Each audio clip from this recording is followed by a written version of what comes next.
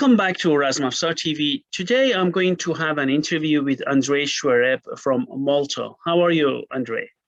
I'm good, thanks. Thanks a lot for the invite, Manusher. It's been a long time since we've met, so I was looking forward to see you again.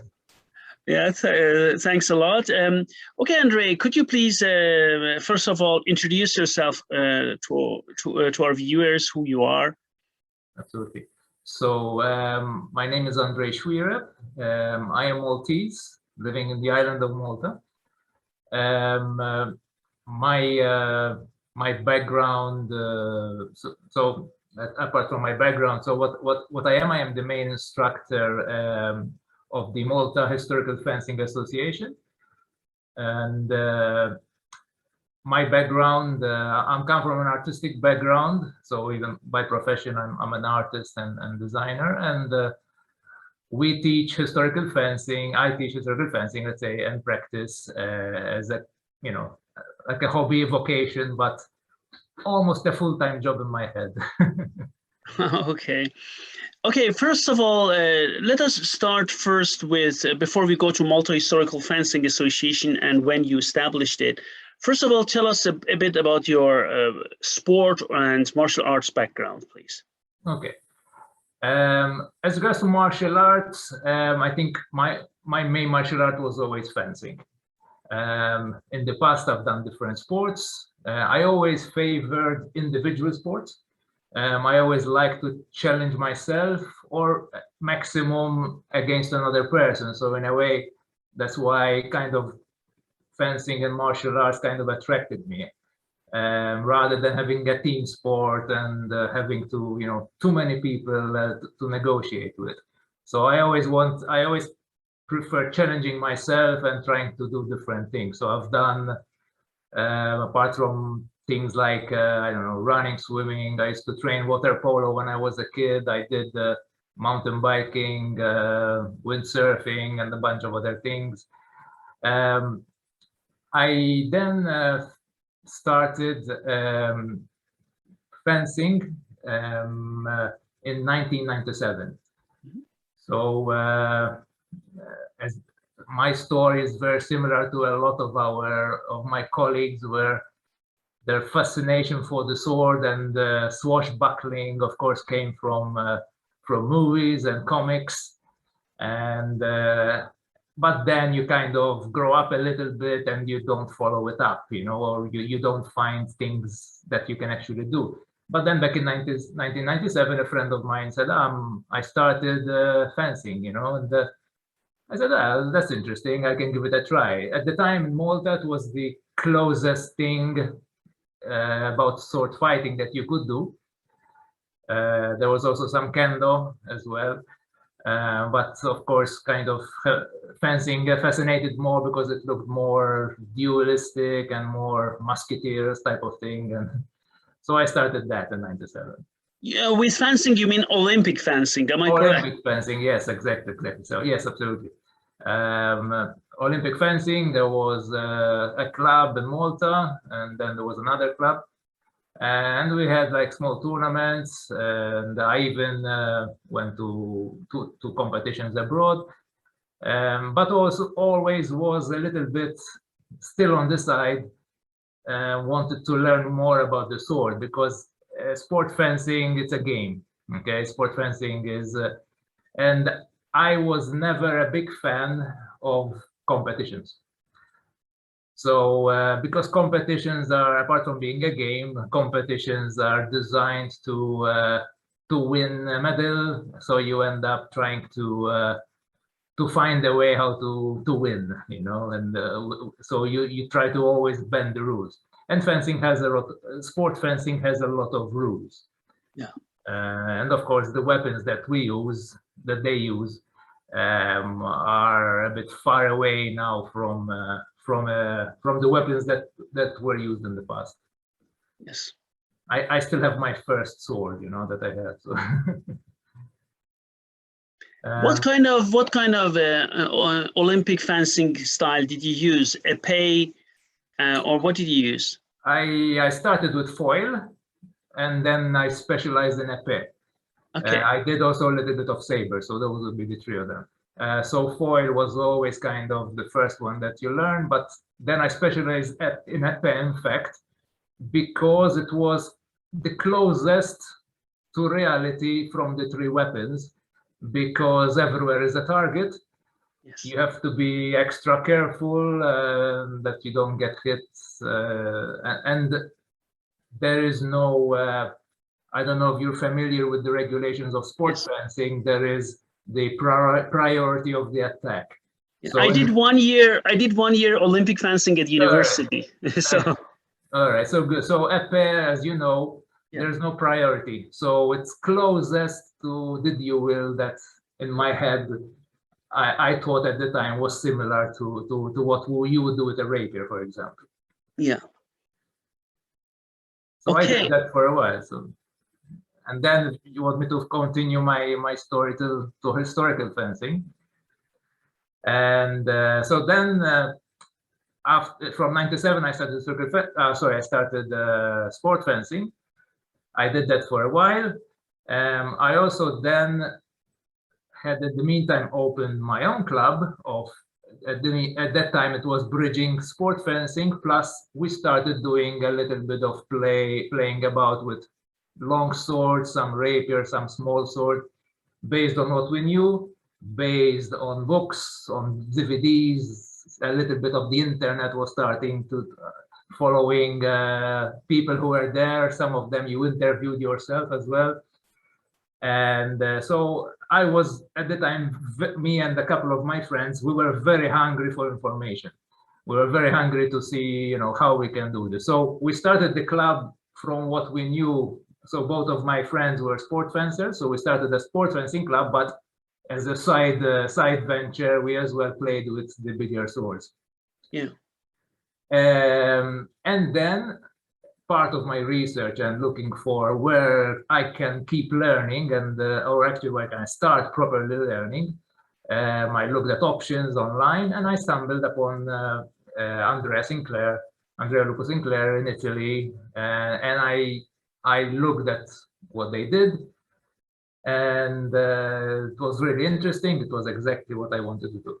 Actually, sorry, before that, in the meantime, when I was still doing sport, I was being prepared by a sport fencing coach to go to become a sport fencing instructor. So that was kind of a journey that I was going to take. I started, learning all the procedures and learning actually the techniques to become a fencing master in sports.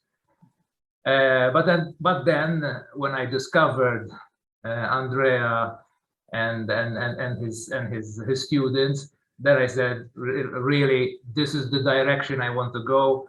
And I stopped pursuing sport because I realized that it will only take me to continue doing just sports fencing. So I wanted, and I joined almost again as a complete beginner and followed what they were teaching, and as well continuing my own research on the side. So then this was about 2006, and when I completely when I was invited to meet them, and I started going to their events, and slowly then I was invited to start as well the program to become an instructor under the system that Andrea was teaching. So then the rest is history, really. Then, of course, we have, in the meantime, I continued to develop my own club and completely changed from sport to historical fencing. At the time, we were still called Mithras Swordfight Club. And then later on, we founded the Malta Historical Fencing Association. Why Mithras Club? Well, it was actually an idea of my colleague. It was kind of not a joke, but it was a tongue-in-cheek, because Mithras was as well a god followed by the Romans, the sun god, the invincible sun, and followed by soldiers. And also for us, it was kind of a hint of discovering hidden truths. Because some of the research you did that Mithras was a god followed before Christianity, and certain festivities of Christianity simply just changed name, but they were festivities of Mithras.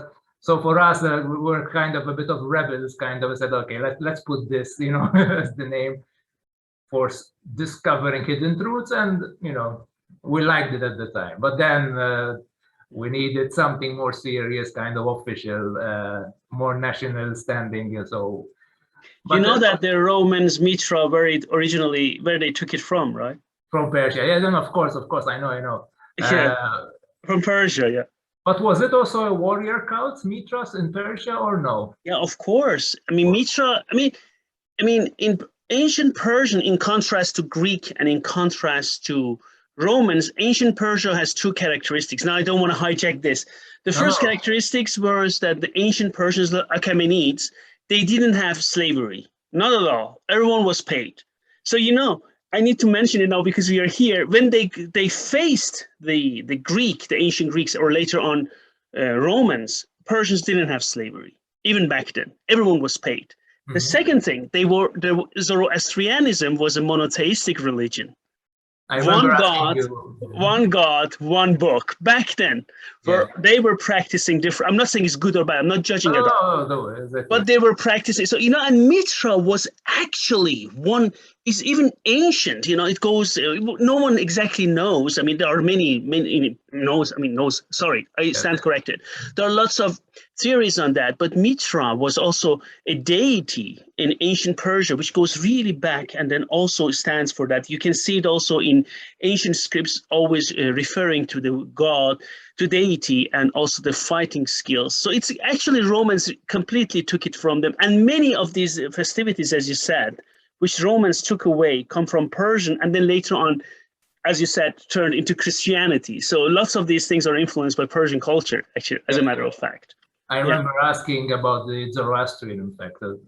Yeah. For me, I have a fascination with old religions and how it affects and forms humanity, and how social structures are built around, or vice versa. Actually, they create beliefs to have a good social structure. You know. Yes, absolutely. Excuse me. Then go ahead. And then you created Malta Historical Fencing Association, right? Yes, and that, of course, the reason for that was to have a more established entity, to be established nationally, and also to better represent Malta, and also to also get foreign people to come to Malta, but also helped us as well establish a lot of good network with historians, for example, locally. So it's more, it's to take the discipline to a next level and take it a bit more serious, rather than a group of friends meeting up, playing with swords, you know, type of thing. So by that time, I had already a clear goal where I wanted to take the group, and wanted to establish a good, solid foundation and structure to especially the teaching of what we're going to do. It's always a work in progress, as you know, like every martial arts, every research, you always add and change and perfect things. But I'm happy with the progress we've done now. So at least I hope so. Okay, tell us, before we go to your event and we talk about that, let us first of all, what kind of weapons do you teach in Malta Historical Fencing Association, please? Okay, so as I mentioned, we experimented, we learned, we tried different things, but especially after following the system of Andrea, our four main weapons are the longsword, the two-handed sword, and then what is referred to as a side sword, the rapier, and the saber. Okay. But then as well, we introduced the polearms with them. So we use as a, let's say, as a neutral type of pole, and we use the Partizan, which is a kind of a spear, a long spearhead on a pole, which can cut and thrust, which we use it, you know, as a neutral weapon to understand polearms. Then as well, together with the other weapons, we have, for example, the combination of shield, use of dagger, cloak. Those are, I think, pretty much the basics weapon that we do. I'm not forgetting anything. Okay. Yeah. Mm-hmm. And longsword, so you use classical, if I may call it classical longsword. But do you also use those large swords, or bigger than longswords, or longsword per se? I have one behind me here, you see it, but that is part, it's still, for me, it's part of the, it's still under research. We don't teach it. We don't, I'm still practicing and trying to understand the montante. I know you've interviewed people who specialize in that as well. So there are so many different weapons to explore. So that for me is a work in progress. As well as you know well, it's part of the system as well to incorporate, where we can, concepts of grappling and unarmed as well. So as you might know, when because that is what typical fencers lack. So I always felt, so I know this channel is very much watched by martial artists, MMA, you know, that are, you know, typical, very traditional and mostly unarmed. Yes.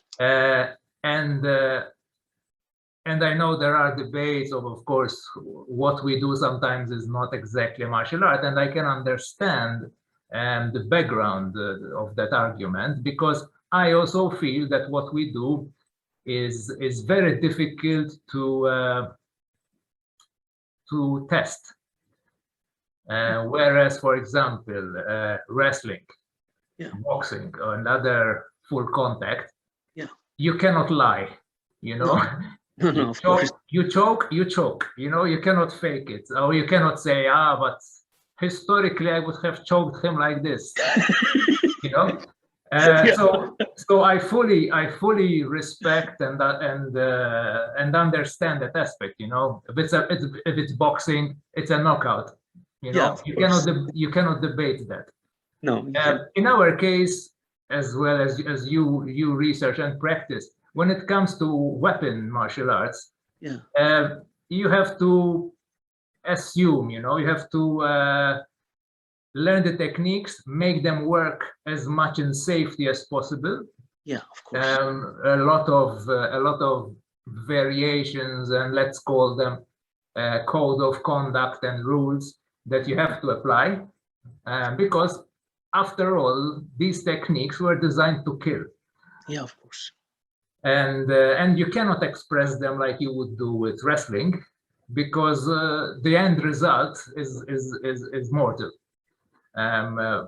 So the end result, of course, you know, so we can only express them in as much as safety as we can add, with protective gear, with good flexible weapons, and blunt.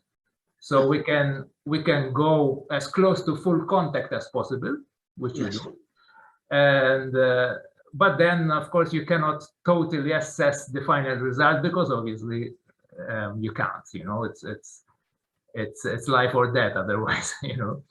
No, that's correct. It's correct. You know, what you mentioned, that, you know, it's a very good point. You know, I remember, you know, personally, I'm a big fan, as you know, that, I mean, in unarmed martial arts, of realistic unarmed martial arts, be it boxing, kickboxing, Muay Thai, MMA, wrestling, BJJ, judo, sambos, sanda, things which you really hit or choke and do these things. But we should never ever forget, as I was talking to one of our colleagues on this channel, in the 70s and 80s, also in unarmed combat, right? There were lots of wild claims, you know, and we always laughed about that. And they're fortunately disappearing. There are still some around, Andrei, that people believe they could kill someone with one punch, right? As if punch is, you know, or they believed, you know, all these, I'm going to, you know, put my hand here and choke you like that. We all know it as wrestlers or BJJ practitioners, judo, and you cannot choke a person like that, right? Or armbar in standing. I mean, who can armbar you in standing positions because you cannot leverage, right? All these things, right?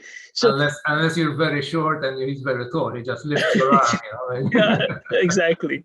So these type of things, right? So fortunately, through full contact arts, you know, and then lately, I mean, first of all, it started with kickboxing and Muay Thai. And then people were making claims, yeah, this and that, and MMA and UFC wiped them away. There are still some people who claim, but you just look at them and you see they're just big, you know, wild claims. It's not true. But as you rightly mentioned, unfortunately, because we need safety, as you rightly mentioned, there is no way we can do the same with weapons, right? I mean, what can you do with weapons in order to have it? I think what we do is the closest thing possible. You know, having something like this. Yeah, exactly. You know, having something like this cut on your body or trust you. Luckily, you can find a good maker that can have a nice flexible blade. We don't use. I make sure that the points are always covered, for example, so the hit is not as hard on the bones and on the muscles. But of course you get the bruises, but we're talking bruises, and this is designed to cut through and pierce you. So it's the closest thing. Yeah, absolutely. Absolutely. Okay, so longsword, and then let's just go ahead. Not that I'm a big fan of this, but I just need to ask you, your system is based on more Italian manuscripts, or tell us a bit about what type of system your manuscripts and manuals, is it Italian based?